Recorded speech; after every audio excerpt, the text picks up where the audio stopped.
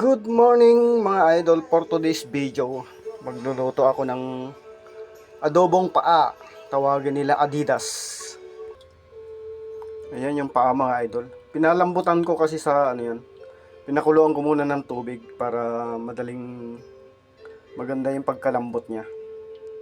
So lalagyan ko na siya ng toyo at may bawang na rin. Yung sinalang ko na mga idol,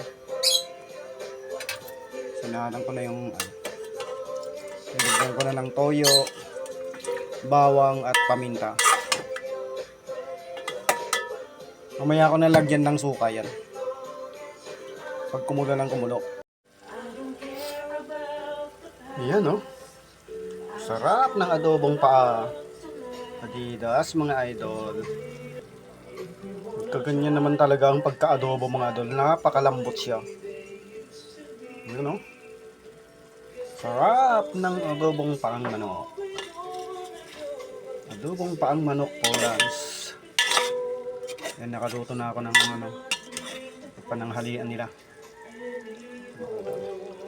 mga idol. Kaya ayan, bago ako pumasok may pananghalian na sila.